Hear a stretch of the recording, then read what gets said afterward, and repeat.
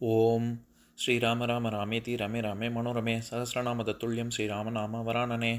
உலகம் யாவையும் தாமுழா வாக்கலும் நிலைபெறுத்தலும் நீக்கலும் நீங்களா அழகிலா விளையாட்டுடையார் அவர் தலைவர் அன்னவர் கேசரன் நாங்களே. எத்திர எத்திர ரகுநாத கீர்த்தனம் தத்திர தத்திர கிருத்தமாஸ்தகாஞ்சலிம் வாஷ்பவாரி பரிபூர்ணலோச்சனம் மாருதிம் நமது ராட்சசாந்தகம். அஞ்சிலே ஒன்று பெற்றான் அஞ்சிலே ஒன்றை தாவி அஞ்சிலே ஒன்று ஆறாக ஆரியர்க்காக ஏகி அஞ்சிலே ஒன்று பெற்ற அணங்கை கண்டு அயலாரூரில் அஞ்சிலே ஒன்றை வைத்தான் அவன் எம்மை அழித்துக் காப்பான். இன்னைக்கு நம்ம கம்பராமாயணத்துல பாலகாண்டத்துல தாடகை வதை படலத்துல 20வது பாடல் பார்க்க போறோம். சுழிபடு கங்கையம் தொங்கல் மோலியான் விழிபட வெந்ததோ வேறுதான் உண்டோ பழிபடா மன்னவன் பறித்த நாட்டினூங்கு அழிவதன் காரணம் அறிஞ கூறு என்றான். இதுதான் பாட்டு. இப்ப பதம் பிரிச்சு பொருள் பார்க்கலாம். சுழிபடு கங்கையம் தொங்கல் மோலியான், சுழித்து வரும் நீர்ப்பெருக்கை உடைய கங்கையும் கொன்றை மாலையும் அணிந்த முடியை உடைய சிவபிரானது விழிபட வெந்ததோ, நெற்றிக்கண் பட்டு இப்படி வெந்து போனதோ, வேறுதான் உண்டோ அல்லது வேறு காரணம் ஏதேனும் உண்டோ. பழிபடா மன்னவன், பழிச்சொல் படாத தசரத மன்னனாகிய எம் தந்தை பறித்த நாட்டினூங்கு நல்லாட்சி செய்யும் நாட்டிலும் இவ்விடம் அழிவதன் காரணம், இப்படி அழிந்து போதல் என்ன காரணமோ அறிஞ கூறு என்றான். யாவும் அறிந்த பெரியோய் சொல்லுக என்றான்.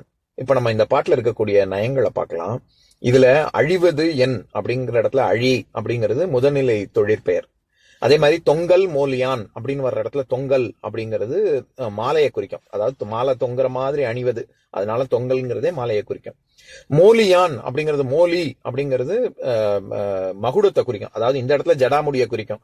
நம்ம வந்து பிறை நிலாவை ஜடாமுடியில் சூடிய, ஜடாமுடினா கிரீடம், கிரீடத்தில் சூடிய சிவபெருமான் அப்படிங்கிறதுனாலதான் நம்ம சந்திரமௌலி அப்படின்னு சொல்றோம். சந்திரனை மௌலியாக கொண்டவன் அப்படின்னு. மௌலின்னா கிரீடம், மகுடம். அந்த இடத்துல மௌலி அப்படின்னு சொல்றது மேல் நோக்கு லகரம் தான் வரணும். கீழ்நோக்கு லகரம் போட்டு சந்திர மௌலி அப்படின்லாம் சொல்லக்கூடாது. இது வந்து இந்த வேர்ச்சொல் மௌலி அப்படிங்கிற வேர்ச்சொல்ல இருந்து தான் மௌலாவி, மௌல்வி, மௌலானா அப்படிங்கிற உலாமா, இஸ்லாம்ல இருக்கக்கூடிய மதகுருல தலைவன் அப்படிங்கிற பொருள்ல அந்த சொல்லலாம் இங்க இருந்து இந்த சந்திரமௌலி அதுல வர்ற மௌலியில இருந்து போனதுதான் தலைவன் அப்படிங்கிற பொருள். அந்த மாதிரி இங்க சிவபெருமான என்னன்னு சொல்றாரு கம்பர், சுழிபடு கங்கையம் தொங்கல் மோலியான். சுழித்து வரும். அதாவது நீர் பெருக்கு ரொம்ப ஜாஸ்தி ஆயிடுச்சுன்னா, இப்ப பிரம்மபுத்திராக்கெல்லாம் அது உதாரணமா சொல்லுவாங்க. ரொம்ப நீர் அப்படியே சுழல் மாதிரி நிறைய சுழல் கொண்டு அப்படியே பெருக்கெடுத்து ஓடும். அதனால சுழிபடு கங்கையம் தொங்கல் மோலியான். அம்முங்கிறது அழக குறிக்கும். அழகிய கொன்றை மாலை அணிந்த கிரீடத்தில் இது ஜடாமுடியை கொண்டுள்ள சிவபெருமான் அப்படின்னு சொல்ல வர்றாரு. இதுல விழிபட வெந்ததோ வேறுதான் உண்டோ அப்படின்னு சொல்ற இடத்துல சிவபெருமானுடைய நெற்றிக்கண் பட்டுதான் வெந்துச்சா இல்லாட்டி வேற ஏதாவது காரணமா அப்படின்னு சொல்றாருல. அது வந்து விழி அப்படிங்கிறது நம்ம சாதாரணமா 2 கண்கள் அப்படின்னு எடுத்துக்கூடாது. இந்த இடத்துல தீக்கண், நெருப்பு கண்ணை தானே குறிக்குது. அதனால நெற்றிக்கண் அப்படின்னு நம்ம பொருள் எடுத்துக்கணும்.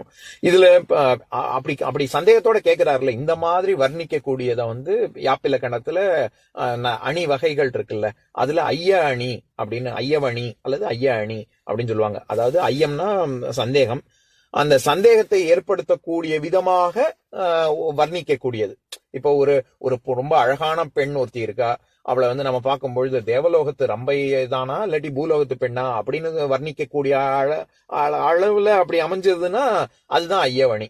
அது வந்து உவமானத்துக்கும் உவமேயத்துக்கும் ஒப்புமை சொல்ற இடத்துல இதுதானா அதுதானா இதுங்கிற குழப்பத்தை உண்டு பண்ணக்கூடிய அளவுக்கு அழகாக நயம்பட உரைத்தல் ஐயவணி.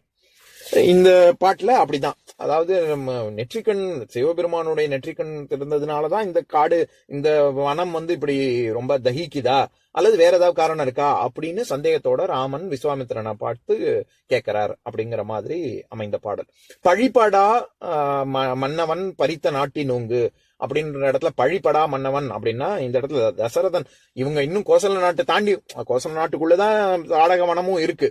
அதனாலதான் ராமன் கேட்கிறாரு, எங்க அப்பா ஆட்சி நல்லாட்சி செய்யக்கூடிய இடத்துலயா இப்படி நடக்குது அப்படிங்கிற மாதிரி சந்தேகத்தோட கேட்கிறாரு.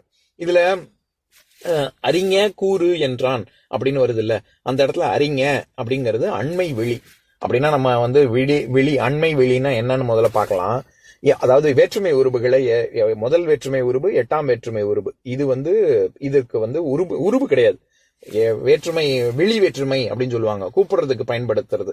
இப்ப உதாரணத்துக்கு தந்தை தங்கை அப்படின்னு சொன்னா தங்காய் அப்படின்னு ஈறு திரிந்து வருது இல்ல, அப்படின்னா என்ன, தங்கைங்கிறது படற்கை பொருள் பெயர், அதை முன்னிலைப்படுத்தி கூப்பிடுறதுக்கு பயன்படுத்துறோம். தங்கை இங்க வா அப்படின்னு சொல்றதுக்கு தங்காய் அப்படின்னு கூப்பிடுறதுக்கு பயன்படுத்துறோம்ல. இந்த மாதிரி வர்றதுதான் 8ஆம் வேற்றுமை உருபு.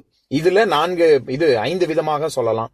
இந்த தங்கைய தங்காய் அப்படின்னு ஈறு திரிந்து வர்றது, இல்லாட்டி மன்னன் வருக, நண்பன், புலவன் அப்படிங்கிற எல்லா இடத்துலயும் ஈறு குன்றி மன்ன, நண்ப, புலவ அந்த மாதிரி சொல்றது ஈறு குன்றி வருது. இப்ப நம்ம பாக்குறோம்ல, அறிஞன், இது பக்கத்துல இருக்கக்கூடிய விஸ்வாமித்திரன் அறிஞ அப்படின்னு சொல்றது, அந்த மாதிரி புலவ அப்படின்னு வர்றது ஈறு குன்றி வருவது. இல்லாட்டி ஈறு மிகுந்து வர்றது, அது ஏகாரம் போட்டு சொல்லுவோம். இப்ப நம்ம மகன் அப்படின்னா மகனே, அரசன் அரசனே, இறைவனே அப்படின்னு ஏகாரம் சேர்த்து சொல்றோம்ல, அப்படியும் கூப்பிடலாம். எந்த ஒரு மாறுபாடும் இல்லாம, எந்த ஒரு திரிபும் இல்லாம, மாற்றமும் இல்லாம, தம்பி, தோழி, மாமி அப்படின்னா தம்பி இங்க வா, தோழி இங்க வா அப்படின்னு எந்த ஒரு திரிபும் இல்லாமையும் கூப்பிட முடியும். அதே மாதிரி ஈற்றயல் எழுத்து திரிந்தும் வரும். இப்ப உதாரணத்துக்கு மக்கள் அப்படின்னா மக்காள், வணிகர், வணிகீர் அப்படின்னு ஆ ஈ அப்படின்னு ஈற்றயல் அப்படின்னா ஈற்ற எழுத்துக்கு முந்தைய எழுத்துன்னு பொருள். எதுக்கு இதை சொல்ல வரேன், நம்ம என்ன நினைச்சுக்கிட்டு இருக்கோம், கன்னியாகுமரி, இது திருநெல்வேலி அல்ல மாவட்டங்கள்ல எல்லாம் மக்கா என்ன மக்கா இப்படி பண்ணிட்ட அப்படின்னு சொல்ற மக்களைத்தான் அவங்க அப்படி சொல்றாங்க. மக்களே ஏன் இப்படி செஞ்சிட்டீங்க அப்படின்னு சொல்றதுக்கு மக்கா அப்படின்னு சொல்றாங்க. நம்ம என்ன நினைச்சுக்கிட்டு இருக்கோம், அவங்க ரொம்ப ஒரு கொச்சையான தமிழ் பேசுறாங்கன்னு. அவங்க எல்லாம் கொச்சையான தமிழ் பேசல, நமக்கு தான் புரியல. அவங்க ரொம்ப தூய தமிழ் பேசுறாங்க. என்ன சொல்றது, வேற்றுமை 8ஆம் வேற்றுமையை பயன்படுத்தி அவங்க தான் பேசுறாங்க. நமக்கு அது புரியல. நம்ம மக்கள்னு சொல்றதுதான் என்னமோ ரொம்ப தூய தமிழும், மக்காள்னு சொல்றதோ அல்லது மக்கான்னு சொல்றதோ ஏதோ கொச்சையான தமிழ்னு நினைச்சுக்கிட்டு இருக்கோம். அது தப்பு. அதுக்காக சொல்ல வரேன். இந்த 8ஆம் வேற்றுமை உருபுல அண்மை விழி, சேய்மை விழின்னு 2 இருக்கு. விழினா விழித்தல்னா கூப்பிடுறது. அதாவது இப்ப உதாரணத்துக்கு தள்ளி ராமன் ஒருத்தன் இருக்கான். அந்த ராமனை நம்ம கூப்பிடுறோம் இங்க வா அப்படின்னு சொல்லி, ராமா இங்க வா, ராமன் இங்க வா அப்படின்னு சொல்லி யாரும் கூப்பிட மாட்டாங்க. ராமா இங்க வா அப்படின்னு கூப்பிடுவாங்க. இல்லாட்டி ராமனே இங்க வா அப்படின்னு. இல்லாட்டி ரொம்ப புலம்பும் பொழுது அடராமா, நம்ம கூட அடராமா இப்படி ஆயிடுச்சு அப்படின்னு சொல்றோம்ல, அந்த இடத்துல ராமாவோ அப்படின்னு பயன்பாட்டுல இருக்கு. இந்த ராமா, ராமனே இப்படின்னு சொல்றதெல்லாம் சேய்மை விழி. தள்ளி இருக்கிற ராமனை நம்ம கிட்டக்க கூப்பிடுறோம். கிட்டக்க இருக்கிற ராமன் அண்மை விழி. அண்மைனா கிட்டக்க இருக்கிறது. அதை எப்படி கூப்பிடுவோம், ராம அப்படின்னு. இப்ப நம்ம மன்ன, அரச, அம்மாவை அதே மாதிரி அம்ம அப்படின்னு வழக்கு இருக்கு. இந்த மாதிரியாக அண்மை கிட்டக்க இருக்கிறவங்கள கூப்பிடுறது. இங்க கம்பர் என்ன சொல்ல வர்றாரு, அறிஞனே அப்படின்னு சொல்லாம அறிஞ அப்படின்னு சொன்னா பக்கத்துல இருக்கிற விஸ்வாமித்திரனை ராமன் அழைக்கிறான் அப்படின்னு நம்ம பொருள் கொள்ளணும். அதனாலதான் அண்மை வெளி அப்படின்னு பாக்குறோம். அதே மாதிரி இது பழிபடர் மன்னவன் பறித்த நாட்டினூங்கு, அந்த இடத்துல நாட்டினூங்கு அப்படின்னு வந்திருக்கு. ஊங்கு அப்படின்னாலே உப்பக்கம், இங்க நம்ம முன்னாடி கடந்து வந்த இடம் அப்படின்னு. இந்த ஊங்குங்கிற சொல்லுதான் உப்பக்கம் அப்படின்னு திருவள்ளுவர் கையாண்டிருப்பாரு. அதாவது ஆழ்வினை உடைமை அப்படிங்கிற அதிகாரத்துல 10வது குறள். ஊழையும் உப்பக்கம் காண்பர் உலைவின்றி தாழாது உயற்றுபவர் அப்படின்னு. அதாவது எப்பேற்பட்ட ஊழ்வினையாக இருந்தாலும் தெய்வத்தால் சோதனை வந்தா கூட தன் விடாமுயற்சியினால அதனை வென்று, ஏன்னா உப்பக்கம் நமக்கு பின்னாடி எப்போ ஒரு விஷயம் இருக்கும், நம்ம அதை கடந்து வந்தா தானே இருக்கும். அதனால அந்த அப்பேற்பட்ட சோதனையையும் கடந்து வருவார்கள் முயற்சியுடையவர்கள் அப்படின்னு உப்பக்கம் காண்பர் அப்படின்னு சொல்லுவாங்க. இதே மாதிரிதான் நம்மாழ்வார், நம்மாழ்வாருடைய திருவாய்மொழி அப்படிங்கறதுல முதற்பத்துல 4வது பாடல், அந்த பாசுரத்தை படிக்கிறேன் கேளுங்க. நாம் அவன் இவன் உவன், அவள் இவள் உவள் எவள், தாம் அவர் இவர் உவர், அது இது உதுயது, வீம் அவை இவை உவை, அவை நலம் தீங்கவை, ஆம் அவை ஆயவை ஆய் நின்றவரே அப்படின்னு ஒரு பாசுரம் இருக்கு. அதுல என்னன்னா, நாம் அப்படின்னு நம்ம எல்லாரையும் சொல்றதா இருந்தாலும் சரி, அவன் இவன் உவன் அப்படின்னு உயர்திணை ஆண்பால் பொருள்ல சொன்னாலும் சரி, அவள் இவள் உவள் எவள் அப்படின்னு உயர்திணை பெண்பால்ல சொன்னாலும் சரி, தாம் அவர் இவர் உவர் அப்படின்னு உயர்திணை பலர்பால்ல சொன்னாலும் சரி, அது இது உது எது அப்படின்னு அகரிணை ஒன்றன்பால் பொருள்ல சொன்னாலும் சரி, அழிகின்ற பொருள்ல சொல்றதுக்கு அவை இவை உவை அப்படின்னு அகரிணை பலவின்பால் பொருள்ல சொன்னாலும் சரி, அனைத்தும் எல்லாமே அது நல்லதா இருந்தாலும் சரி கெட்டதா இருந்தாலும் சரி, உண்டான பொருளா இருந்தாலும் சரி, இனிமே உண்டாக போற பொருள். அதனாலதான் அவை ஆமவை ஆயவை அப்படின்னு சொல்றாரு நம்மாழ்வார். அது ஏற்கனவே செஞ்ச உண்டான பொருளாக இருந்தாலும் சரி, இனிமே செய்ய போக பொருளாக இருந்தாலும் சரி, எல்லாத்திலேயுமே இருக்கக்கூடியவன் எம்பெருமானாகிய விஷ்ணுவே அப்படின்னு சொல்றாரு. எதுக்கு இந்த உதாரணம் சொல்றேன்? இதுல உவன், அதாவது அவன் அப்படின்னா தள்ளி இருக்கிறவனை குறிக்கும், இவன் அப்படின்னா கிட்டக்க இருக்கிறவனை குறிக்கும், உவன் அப்படின்னா பின்னாடி இருக்கிறவனை குறிக்கும், நமக்கு பின்னாடி இருக்கிறவன் அப்படின்னு அர்த்தம்.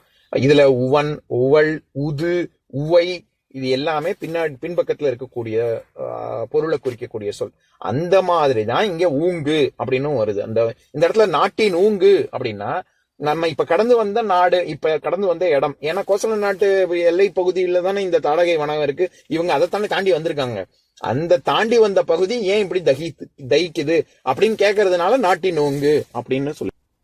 அதனால பறித்த நாட்டின் ஊங்கு அப்படின்னா ரொம்ப நல்லாட்சி செய்யக்கூடிய நாடு, நம்ம இப்ப கடந்து வந்த இடம் ஏன் இப்படி அழிஞ்சு போய் கிடக்கு அப்படின்னு ராமர் கேட்கிறார். இந்த இடத்துல பறித்த நாடு, பரி, நான் ஏற்கனவே சொல்லியிருக்கேன், பரி அப்படின்னாலே பரிதி அப்படிங்கிறது சூரியன், ரொம்ப ஒளி வீசக்கூடிய அப்படின்ற பொருள். அதனாலதான் பறித்த நாட்டினுங்கு அப்படின்னா நல்லாட்சி செய்கின்ற தசரதனின் கோசல நாடு அப்படின்னு நம்ம பொருள் கொள்றோம். இப்ப நான் பாட்டை இன்னொரு தடவை படிக்கிறேன், கேளுங்க. சுழிபடு கங்கையம் தொங்கல் மோலியான் விழிபட வெந்ததோ வேறுதான் உண்டோ பழிபடா மன்னவன் பறித்த நாட்டின் உங்கு அழிவதன் காரணம் அறிஞ கூறு என்றான். இன்னொரு நாள் இன்னொரு பாட்டு பார்க்கலாம். ஓம் சாந்தாகாரம் புஜகசயனம் பத்மநாபம் சுரேஷம் விஸ்வாதாரம் ககனசத்ரசம் மேகவர்ணம் சுபாங்கம் லக்ஷ்மீகாந்தம் கமலநயனம் யோகி ஹிருத்யானகம்யம் வந்தே விஷ்ணும் பவபயஹரம் சர்வலோகைகநாதம். உம்பரோடு இம்பர்காரும் உலகம் ஓர் ஏழும் ஏழும் எம்பெருமான் என்று ஏத்தி இறைஞ்சி நின்று ஏவல் செய்ய தம்பியரோடும் தானும் தருமமும் தரணி காத்தான் அம்பரத்து அனந்தர் நீங்கி அயோத்தியில் வந்த வள்ளல். ஓம் பூர்ணமதః பூர்ணமிதம் பூர்ணாத் பூர்ணமுதஸ்யதே பூர்ணஸ்ய பூர்ணமாதாய பூர்ணமேவாவசிஷ்யதே. ஓம் சாந்தி சாந்தி சாந்திஹி.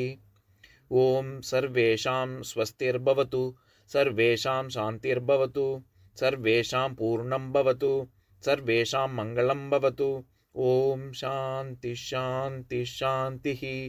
ஓம் சர்வே பவந்து சுகினः சர்வே சந்து நிராமயாः சர்வே பத்ராணி பஷ்யந்து மா கஷ்சித் துக்கபாக் பவேத். ஓம் சாந்தி சாந்தி சாந்திஹி.